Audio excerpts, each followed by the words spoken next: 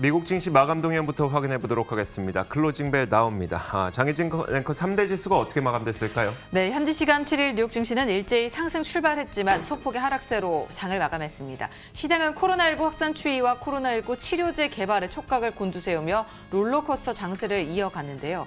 미국과 유럽 등 집중 발병 지역에서 바이러스 확산이 정점을 지났을 수 있다는 기대감이 장 초반에 부상을 했습니다. 여기에 전날에 있었던 트럼프 대통령의 낙관적인 발언까지 투자 심리에 힘을 실어줬는데요. 그는 현재 10개의 치료제가 활발하게 시험 중이며 성공적인 결과가 나온다면 FDA에서도 빠른 절차를 거쳐 승인이 될 것이라고 전했습니다.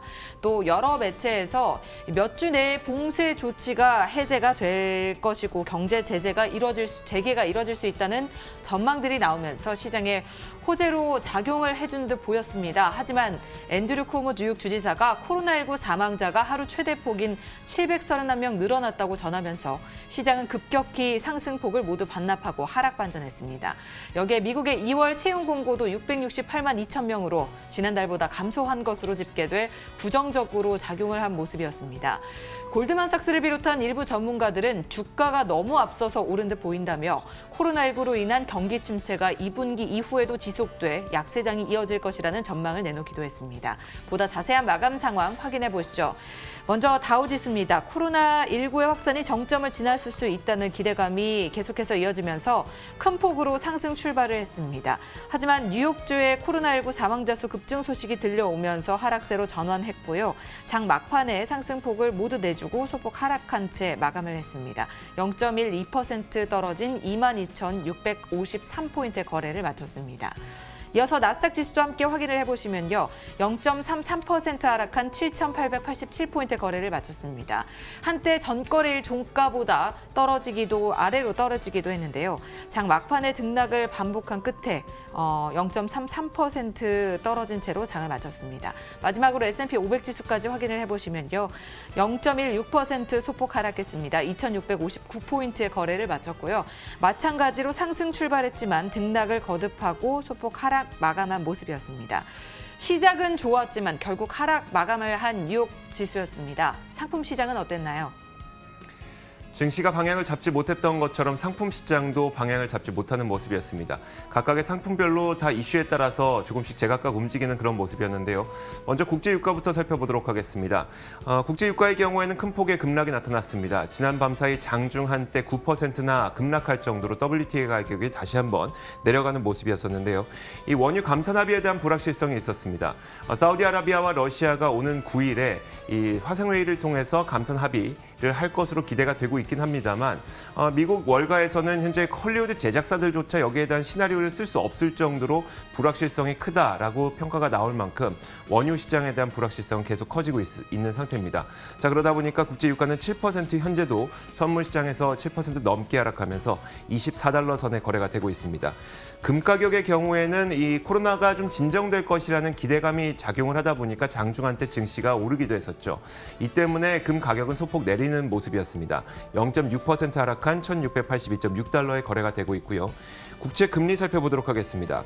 자, 마찬가지로 이제 코로나에 대한 진정 기대감이 작용을 하게 되면서 국채 금리가 조금 오른 채 거래가 되고 있습니다. 10년물 국채 금리는 0.7%를 상회한 채 움직이고 있고요.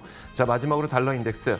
달러 인덱스는 소폭 약세를 계속 이어가고 있습니다. 0.7% 하락하면서 99.92에 움직이고 있습니다. 자, 이렇게 상품 시장까지 살펴봤습니다. 글로벌 외신 확인하도록 하겠습니다. 자, 첫 번째 외신은 장혜진 앵커가 골랐습니다. 어떤 소식일까요? 네, 레리 커들로 국가경제위원회 위원장이 미국 경제가 4주에서 8주 이내에 경제 제재를 재개를 할 수 있다고 시사를 한 내용을 들고 왔습니다. 함께 보시죠. Cudlow says U.S. economy may reopen in 4 to 8 weeks.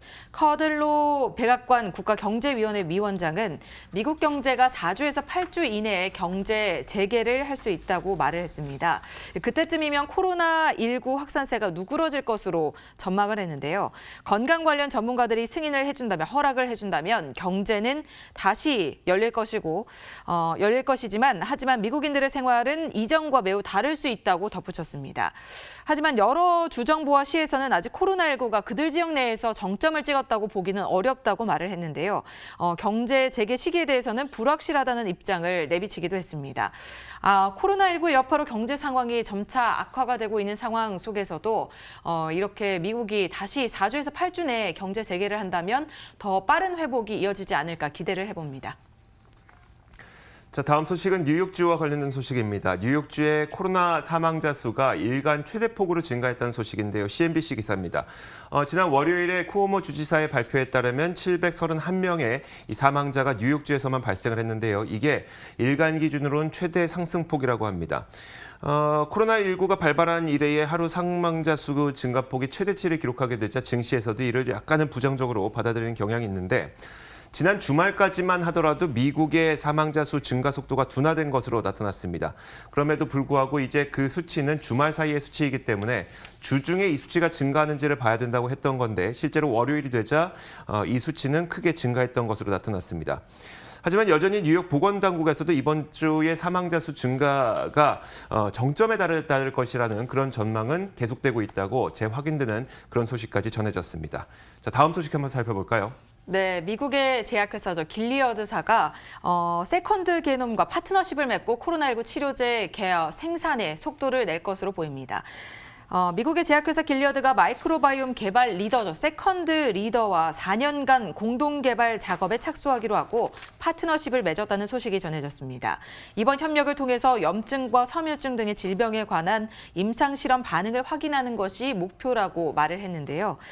길리어드사는 코로나19 실험용 치료제죠. 렘데시비르 생산이 속도를 낼 수 있을 것이라고 강조를 하면서 최근 이들이 치료제 생산 기간을 1년에서 6개월로 단축시키고 이들의 목표는 10월까지 50만 개 이상, 올해 말까지 100만 개 이상의 치료제를 생산하는 것이라고 설명하기도 했습니다.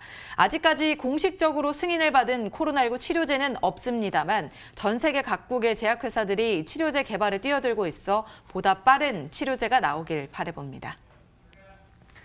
자, 사우디 국부펀드가 카니발 크루즈를 비롯한 로열, 캐리비안 크루즈, 노르웨이 크루즈 이런 크루즈 운용업체들의 지분을 크게 취득했다는 소식입니다. 이와 함께 이 기업들의 주가가 지난 밤 사이에 크게 올랐습니다.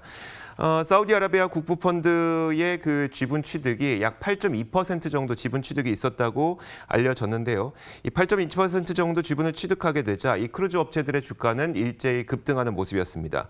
장중 한때 로열 캐리비안 크루즈와 노르웨이 크루즈 그리고 카니발 크루즈 이런 기업들 모두 거의 20%나 급등하기도 했었는데 이 크루즈 업체들은 코로나 확산의 주범이고 또 지금은 여행 제한 때문에 전혀 돈을 벌지 못합니다. 그럼에도 불구하고 왜 이 기업들에 대한 지분을 취득했을까? 정확한 이유는 알 수 없겠지만 그 이유에 대해서 일정 부분 추정할 수 있는 내용을 UBS에서 내놨습니다. 그 내용을 살펴보자면 자, UBS에서는 카니발의 경우에는 거의 15개월 정도 지금부터 돈을 안 벌고도 기업을 유지할 수 있을 만큼 충분한 현금 보유량을 갖고 있기 때문에 이게 매력적이지 않았을까라는 추정을 내놓을 만큼 아직까지 이유는 알 수 없겠습니다만 사우디 국부펀드에서 크루즈 업체들의 지분을 취득했다는 소식 CNBC를 통해서 전해지고 있습니다.